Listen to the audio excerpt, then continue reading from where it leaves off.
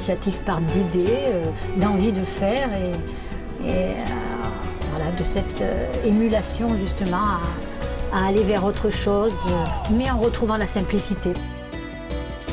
Le sens, c'est de faire du lien entre les gens et de montrer la beauté de ce qui existe dans le coin et qu'on peut mettre en avant. Donc il y a 2 tables rondes, 8 conférences, 20 stands, 22 ateliers.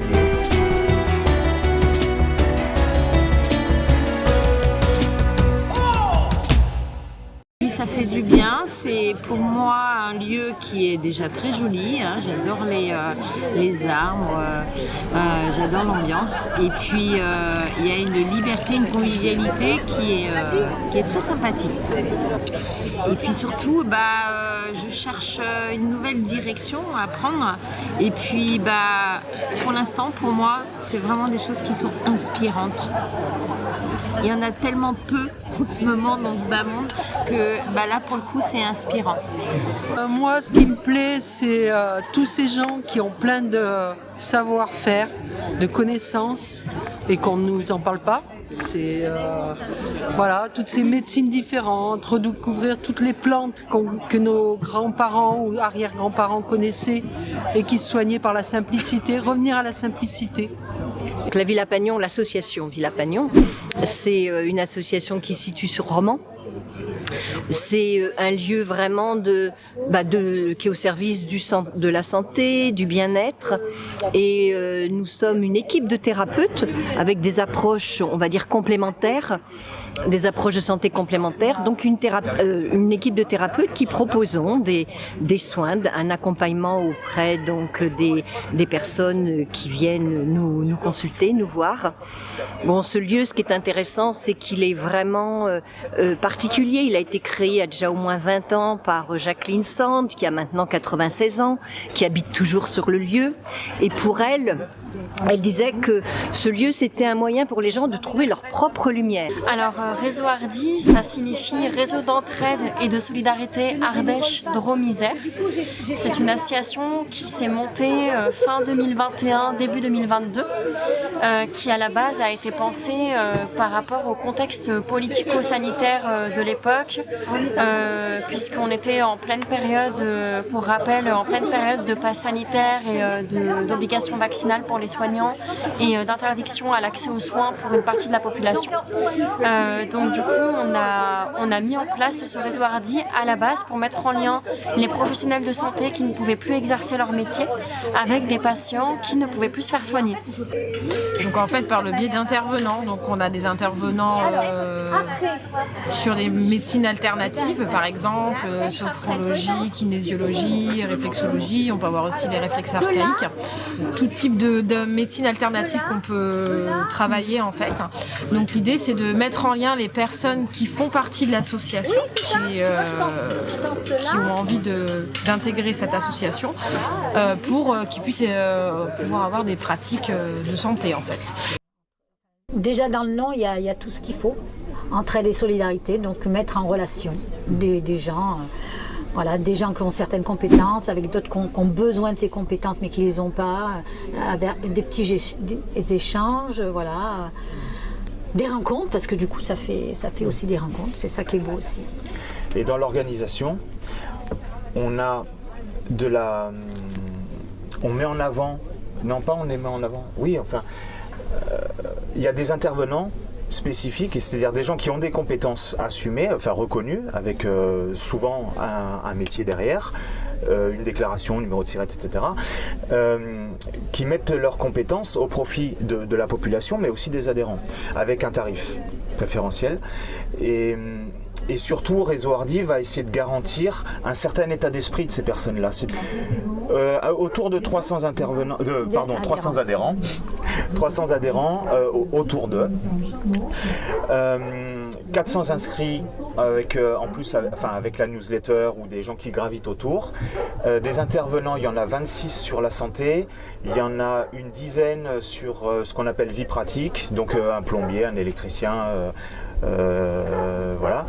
Cette deuxième édition est un peu plus ouverte. La première, c'était vraiment de montrer ce que des gens qui s'étaient mobilisés pendant la crise sanitaire avaient réussi à développer comme compétence. Là, c'est plus ouvert parce qu'on s'est basé là-dessus, mais on a ouvert un peu plus à des associations ou à des gens qu'on a découverts aussi pendant ces 2 ans et qu'on ne connaissait pas l'année dernière. Je présente un groupe des bricoleurs, en fait, et le bricolage, ça va de créer d'autres ruches, un peu du solaire, le dépannage, qu'est-ce qu'on fait encore, même le jardinage. On a construit des bacs aussi surélevés pour faire un jardin sans pouvoir se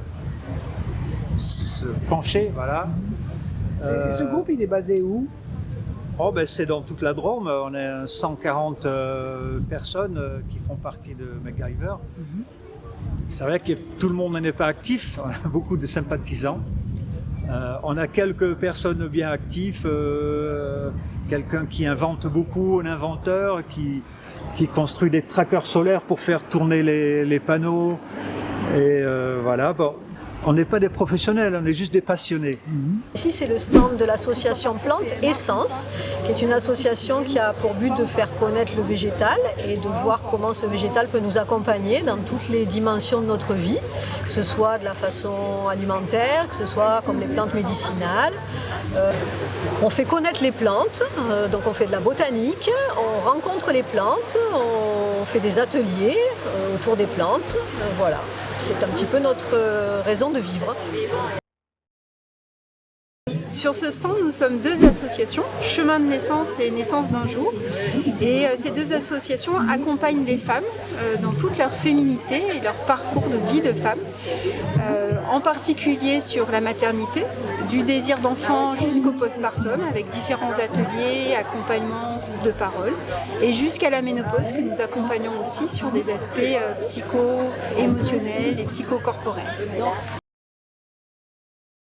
Alors les Bons Tuyaux Valence et alentours, c'est un groupe privé en extension continue qui a vu le jour il y a à peu près 1 an et dont le but est à la fois de faire du lien pour que les gens puissent se rencontrer et de l'entraide aussi sur Valence et en fait ça va jusqu'à Dieulefit, Romans, l'Ardèche et il y a plusieurs sujets dessus de conversation comme plusieurs rubriques on va dire, comme le je vends, je cherche, je donne, je troque, événementiel, des ateliers divers et variés.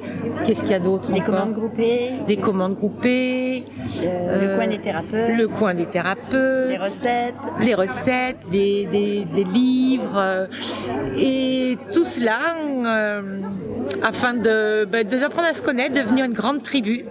C'est le but, de devenir une grande tribu et de s'entraider. L'entraide est vraiment au cœur de cette démarche, de cette initiative. Alors donc le jeu Jardin d'échange universel est une monnaie libre qui est une monnaie de temps, c'est-à-dire le temps qui tourne. La minute équivaut à 1 point jeu ou 1 heure de temps, 60 points jeu. On échange de services ou de produits et autres. On fait des échanges sur un carnet en papier que voici. Et donc les intervenants remplissent le carnet de l'autre pour qu'il y ait bien une bonne équité, qu'on ne puisse pas tricher. Et donc les échanges se font dans un commun accord. Il existe un site internet qui s'appelle lejeu.org, tout attaché. Et on peut voir également l'annuaire du jeu.org, le tout sur internet, afin de voir de façon plus locale qui est inscrit dans cet annuaire et prendre contact avec les personnes qui vivent dans la région dans laquelle on habite. Après, l'autre chose, c'est que ça permet de rencontrer des gens. Et donc de façon conviviale. Alors la façon dont ça fonctionne habituellement dans les groupes, Corinne peut en témoigner, c'est qu'en fait ils font une rencontre mensuelle ou une rencontre tous les 2 mois, c'est-à-dire les gens du même coin vont se rencontrer, ils font par exemple un repas partagé et un petit marché marché où chacun apporte ce qu'il veut échanger et éventuellement fait connaître ses compétences pour dire bah tiens moi je m'y connais en informatique ou je m'y connais en jardinage ou en cuisine, je peux vous donner des recettes, enfin je peux venir chez vous, tu vois, des choses comme ça. Et donc les gens à ce moment-là se connaissent et ça fait un groupe comment dire, je sais pas, convivial. C'est là, dis-moi ce que tu manges, je te dirai ce que tu es. C'est pas juste ta façon de consommer détermine ta façon d'être dans le monde, c'est aussi que ça détermine notre caractère, notre façon de voir le monde, notre psyché aussi, et ça on l'oublie beaucoup. L'alimentation, on nous présente souvent comme un apport d'énergie.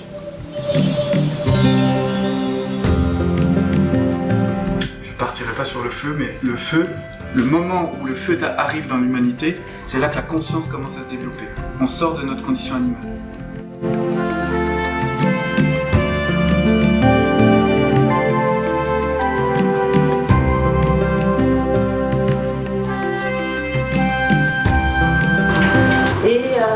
Pour moi, c'est important de vous communiquer des explications sur l'énergie, le mouvement, la matière, le visible, l'invisible. Et d'ailleurs, tous les soins énergétiques en découlent.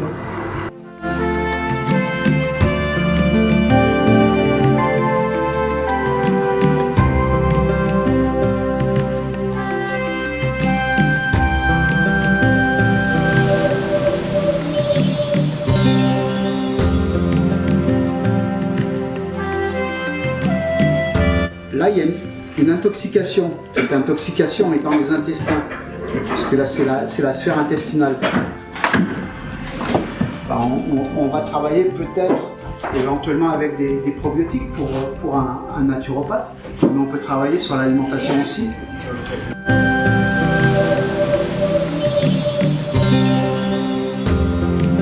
Voilà, ça c'est vraiment une notion qui est importante. S'écouter, écouter son corps, écouter ses cycles, écouter la nature, écouter voilà, les saisons. Là on est depuis déjà quelques semaines en automne, en médecine chinoise.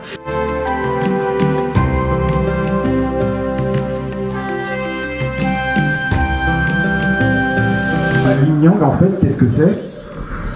Alors déjà, on va peut-être voir, voilà, on va voir son symbole.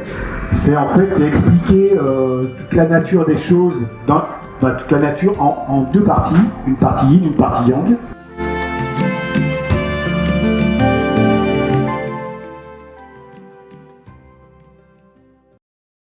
Alors, Manu a un champ avec lequel on a fait un partenariat, un champ qui est traité exclusivement bio, donc il n'y a aucun produit de traitement.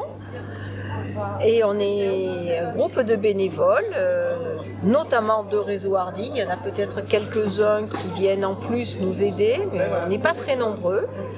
Et on essaye de diffuser ces beaux produits qu'on a cultivés ensemble.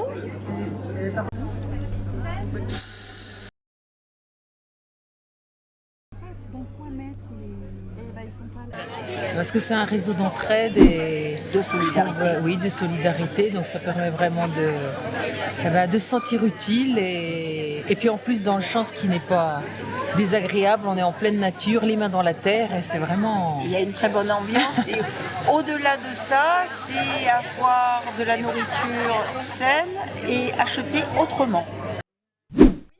Alors on a là un petit assortiment de ce qu'on appelle la cuisine. Donc c'est une alimentation qui est définie d'abord sans cuisson. Donc on n'utilise pas de four, de poêle, on n'utilise pas de chaleur sur les produits. On va garder les produits bruts qu'on va utiliser sous différentes méthodes, notamment la déshydratation. Donc les produits que vous avez là, c'est des produits sucrés, salés. On va trouver des gâteaux tout à fait, qui ont l'air tout à fait traditionnels, mais qui sont en fait sans gluten, sans lactose, sans sucre raffiné et totalement 100% végétal. Et voilà. Donc on est là pour parler de la santé intégrative, ce que c'est, comment ça fonctionne, à quoi ça sert. et notre projet sur le terrain. Bien sûr, ça parle de santé. Alors, l'association est basée sur Valence, mais on est en région Auvergne-Rhône-Alpes puisqu'on a une antenne dans l'Ain. On a aussi une antenne sur Grenoble. On a des référents sur Toulouse, sur Paris. Voilà. Donc c'est allier le meilleur de la santé conventionnelle, de la médecine conventionnelle ou conventionnée et des médecines alternatives. Donc l'idée c'est de mettre le patient au centre et de se parler entre nous parce qu'on ne se parle pas beaucoup entre médecine conventionnée et médecine alternative. Et l'intérêt de se parler, c'est de pouvoir mieux coordonner les parcours de soins de patients chroniques qui sont souvent en errance. Entraide et compagnie, c'est un regroupement de personnes qui avaient envie de s'entraider et donc de trouver des solutions localement. Donc ça touche aussi bien la nourriture, comment trouver des légumes, des fruits à des prix intéressants et se soutenir. Voilà, donc garder du contact, du lien, recréer du lien et puis organiser des ateliers. Donc moi je propose des ateliers cuisine. En fait moi j'étais pour le premier forum l'année dernière, je faisais partie de l'équipe d'organisation et donc cette année je suis toujours dans l'équipe d'organisation. Voilà, pour moi c'était vraiment important et pertinent de continuer l'aventure et de la faire, on va dire, de l'amplifier en termes d'intervenants, en termes de temps sur la journée. Voilà, il y a vraiment et de la présenter à un public plus large que l'année dernière. Et puis je suis intervenante au même titre que l'année dernière et cette fois je participe avec Isabelle, on organise des ateliers, on propose des ateliers d'art-thérapie, voilà, 2 dans la journée. Donc cette année, on avait décidé du thème des émotions, d'expérimenter autrement les émotions à partir du corporel et avec la trace aussi en art plastique. Et c'est un atelier qu'on vient de finir là et qui a bien fonctionné. Je trouve que... Oui, il y avait 9 personnes et alors c'est un atelier qu'on a fait sur 1h30. Mais notre intention c'est vraiment de donner envie en fait d'aller un peu plus loin. Donc c'est pouvoir permettre aux gens d'expérimenter une autre manière de vivre et de ressentir les émotions, d'en faire quelque chose. Alors bien sûr en 1h30 on peut pas tout décortiquer, mais ça permet d'avoir l'eau à la bouche, j'allais dire.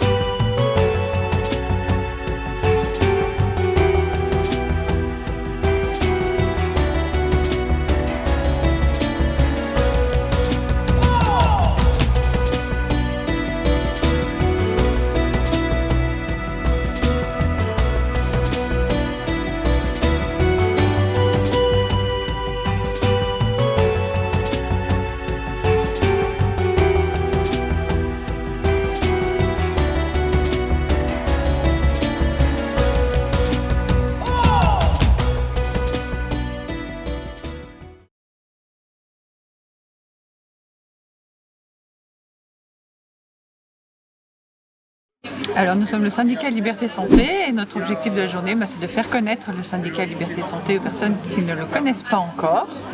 Voilà, et puis de rencontrer nos adhérents pour ceux qui nous connaissent déjà. Voilà, donc le syndicat Liberté Santé vient de fêter son 2e anniversaire, ce qui est pour nous une grande nouvelle parce que du coup nous allons pouvoir entrer dans les établissements de santé et représenter les personnels. Voilà, on espère aussi faire de nouvelles adhésions parce que c'est vrai que plus nous sommes d'adhérents, plus nous sommes nombreux, plus nous sommes représentatifs, donc notre nombre fait notre force. Voilà, donc les adhésions c'est aussi des cotisations, et les cotisations nous permettent de financer nos actions. D'un autre côté, il y a beaucoup de gens qui nous font des dons et ces dons nous sont précieux pour financer les procédures de nos adhérents. Voilà, parce qu'il y a actuellement beaucoup de procédures devant les tribunaux, des recours individuels. Voilà, en indemnisation par exemple. Pour ce qui est des effets secondaires, c'est vrai que le syndicat n'a pas vocation à s'occuper directement des effets secondaires, mais par contre, on est bien sûr partenaire, parce que c'est un sujet qui nous tient à cœur en tant que professionnels du soin, avec une nouvelle association qui s'est créée, qui s'appelle Solidéclat, et c'est l'occasion de faire un point de lumière sur cette association de volontaires du soin, qui aide à la déclaration des effets indésirables, et qui mettent en place cette structure parce qu'il y a eu énormément de sous-déclarations, et cette structure permet d'aider à monter des dossiers qui soient pris en compte par les centres de pharmacovigilance. Donc ça répond à ta question sur les effets secondaires qui sont en train d'émerger, qui est un sujet important, mais dont le syndicat ne s'empare pas directement et qui donc a le soutien de Solidéclat, qui est donc cette association qui fait beaucoup de travail et qui a du coup de plus en plus sollicité. Donc ça c'est le point sur les effets indésirables. Par contre, pour ce qui est des, j'allais dire, du devenir des suspendus, ce qui est important de dire, c'est que bon nombre ne sont pas encore réintégrés. C'est-à-dire que le décret qui a entamé cette procédure-là, eh bien, c'est une étape, mais dans la pratique, il y a encore bon nombre de travailleurs de la santé qui sont soit parce que, le plus souvent parce qu'on ne leur a pas proposé de poste équivalent, et du coup qui n'ont pas encore pu être réintégrés et pour lequel il y a des démarches, voire des procédures pour faire respecter leurs droits. Donc c'est là où par contre le syndicat a toute sa fonction pour être aux côtés des travailleurs, ceux-là comme les autres, mais dans ces cas particuliers, pour les aider à faire valoir leurs droits et à retrouver un emploi digne comme ils l'avaient auparavant. Donc pour ce qui est de la situation des suspendus, certains ont pu reprendre le travail, d'autres sont toujours dans une phase de négociation, et puis effectivement il y en a d'autres qui ont pu tourner la page, mais donc c'est une étape dans un premier temps de médiation, de négociation, et puis dans un second temps de procédure. Je peux retrouver toutes les associations que je connais et qui m'ont bien aidé pendant que j'étais suspendue, que j'avais pas de salaire, et donc ça m'a aidé à survivre, on va dire. Et après c'est par cet intermédiaire aussi que j'ai réussi à trouver un petit travail et pas dépendre en fait de l'hôpital public, on va dire, qui m'a bien sorti. Et là, ta situation actuelle, c'est laquelle alors? Là j'ai un petit travail chez une famille qui avait besoin de quelqu'un pour leur maman Alzheimer. C'est ça. Donc là j'ai un rapport humain, un vrai rapport humain. Donc c'est à nouveau, je retrouve une situation personnelle, on va dire normale. Maintenant le climat, j'avoue que je me protège beaucoup de tout ce qui se passe autour. Personnellement, voilà, je ne fais plus cas de toute cette propagande de la peur. J'ai l'impression que ça n'existe pas en fait. J'entends un peu des gens qui sont malades autour de moi, mais il n'y a rien de grave. Et puis voilà, moi j'ai jamais été malade, donc c'est une réalité qui est un peu extérieure à moi, on va dire. Je suis plutôt dans la construction, donc je suis pas dans la revendication. Je ne suis plus du tout dans la revendication, dans le fait de faire, de justifier des choses, de changer les gens, d'essayer de faire comprendre des choses, etc. Je pense que le fossé se creuse de plus en plus entre nous. Je pense qu'il y a plusieurs réalités. Moi, dans ma réalité aujourd'hui, c'est clair que ayant été suspendue, licenciée, pour moi c'est un autre monde, c'est un autre temps. Pour moi maintenant, il est temps de construire en fait autre chose. et j'ai envie de mettre mon énergie dans le pour plutôt que de mettre mon énergie dans le contre ou essayer de me bagarrer contre des choses qui de toute façon je suis impuissante à voilà. Donc vraiment là, je suis vraiment dans cette phase-là. C'est ce contexte qui a permis, quelque part, la création de tous ces collectifs, associations, groupes, réseaux. Il y a peut-être des choses qui existaient, mais chacune restait très cloisonnée. Alors que là, tout se met en lien, en fait. C'est interactif. On est tous interactifs les uns avec les autres. Et on est conscient de cette entraide, qu'on fonctionnera que comme ça. Enfin, on a vraiment l'impression que c'est ce qui va nous permettre de c'est aussi le besoin qui fait qu'il y a eu ces créations. On a vu qu'il y avait une demande, il y avait un besoin, donc on est pas mal de personnes à avoir cherché des solutions pour répondre à ce besoin. Moi je trouve l'initiative très intéressante, de l'échange, du partage, de savoir, de connaissances. Et je suis un utopiste dans l'âme, donc voilà, ma place, je me sens bien centré ici, avec des gens que j'apprécie. Avant d'aller sur l'avenir, sur le point aujourd'hui, je dirais que cette association ou ce qu'il y a autour, c'est-à-dire les autres associations qu'on a invitées au forum, ou des collectifs, ou des bons, participent à de l'espoir. Moi, je le vois plutôt, je vois une phase un peu, j'imagine une phase, je suppose plutôt une phase peut-être un peu compliquée, mais je pense vraiment qu'il y a du beau et que c'est ça qui prend le pas. En tout cas, c'est dans cet environnement que j'évolue. Et c'est ça, pour moi l'avenir c'est ça, c'est pas le reste, mais voilà, construire quelque chose qui nous ressemble, puisque quand même notre phrase de Réseau Hardy, c'est Réseau Hardy, un réseau qui nous rassemble, un réseau qui nous ressemble, donc effectivement on se retrouve avec des gens qui ont envie d'autre chose et qui ont envie de construire et non pas de rester sur l'arrière, et on va de l'avant, voilà.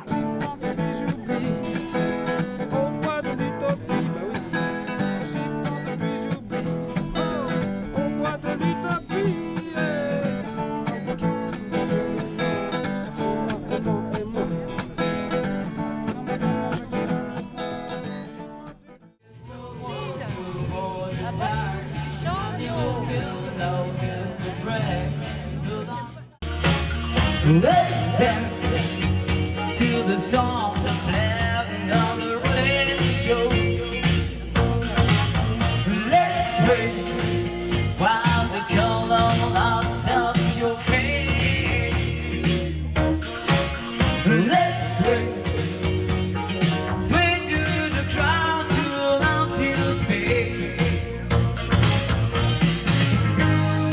If you see round, I run with you. If you say hi, then hi. Because my love for you will break my heart in two. If you should fall tomorrow, try to love you.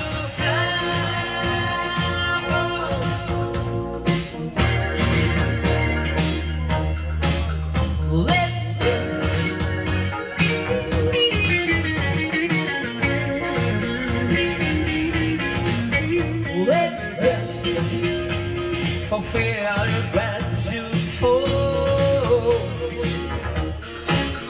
Let's dance for fear to not fall. Let's wait, you can look into my eyes. Let's wait.